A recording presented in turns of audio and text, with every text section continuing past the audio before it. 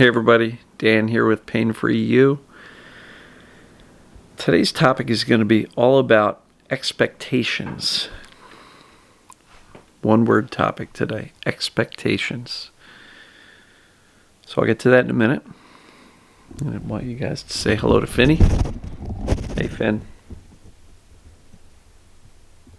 He's wondering what's going on. He's just chilling out on the couch. Wondering why I'm talking to this mechanical device. So let's take a couple of nice breaths. Breathe in the positive. Exhale the negative. Breathe in the peace. Exhale the noise. Breathe in the clarity. Exhale the uncertainty. So, expectations. You've probably heard me say, expect the best. A lot of people go, how the heck do I do that? How am I supposed to do that? Because a lot of us are very much in the habit of the what ifs. What if this happens? What if that happens? What if it doesn't go well? What if I don't get better? What if I hurt in the morning? And we kind of have become in the habit of expecting things to not go well. Excuse me. Long day. It's 8:30 at night. So we expect things to not go well. And here's the deal. There's an expectation loop that is running all the time. When we expect something, the brain literally can create it, right? It can literally influence what happens. So if we expect something, we're going to see it, right? And then when we see it, that really confirms the expectation that we just had. And that creates a constant loop. So if we're constantly expecting something, we're going to see it, and then when we see it, we're going to go, yep, I knew that was going to happen. So in the case of TMS, oh boy, it's going to hurt when I get up off this couch. Then it happens because the brain creates it. And then you get up and go, oh, I knew it was going to hurt. You get into this loop.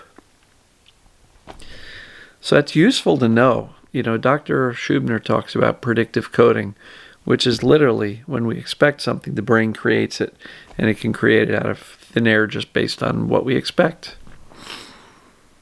And so, why is this useful? Well, it's useful because we have the opportunity to choose what we expect. I'm not suggesting your past history hasn't kind of determined what your history has been. But all an expectation is a thought in a positive direction. So why not choose thoughts and positive expectations? Right? So how the heck do we do that? Well, first of all, we have to recognize when we're thinking and expecting the negative outcome. So awareness, I talk about that a lot. Be aware of your mental state. Is my mental state expecting a negative outcome? Then once you notice that, it's up to us to change our thinking to the positive, right? And instead of saying, oh, it's going to hurt when I get off this couch, we can say, I'm going to feel good. It's not going to bother me. I'm going to be all right.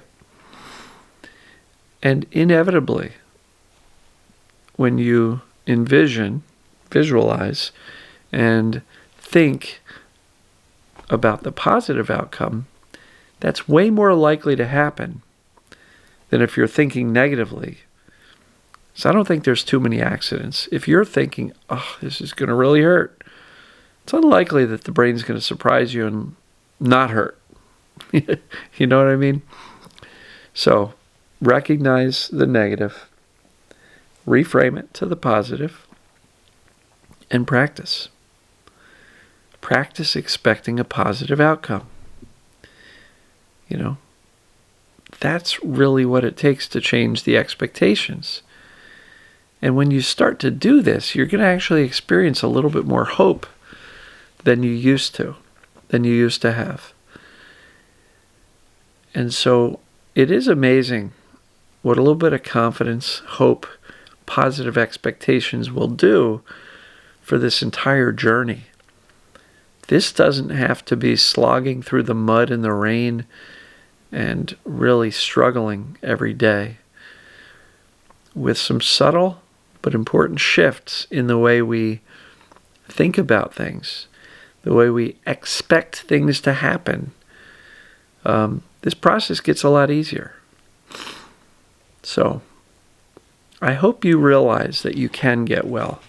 If you're still not believing that, I'm going to say this. If you can't see what I can see, I'm going to let you borrow my glasses. Right? Put on my glasses because I see you as already well. I see you as there's nothing to fix. I see you as there's nothing broken. If you can't see that, borrow these and start to notice when you're expecting the worst.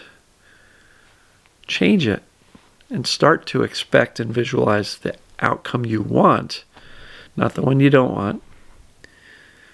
Because again, this is all a loop.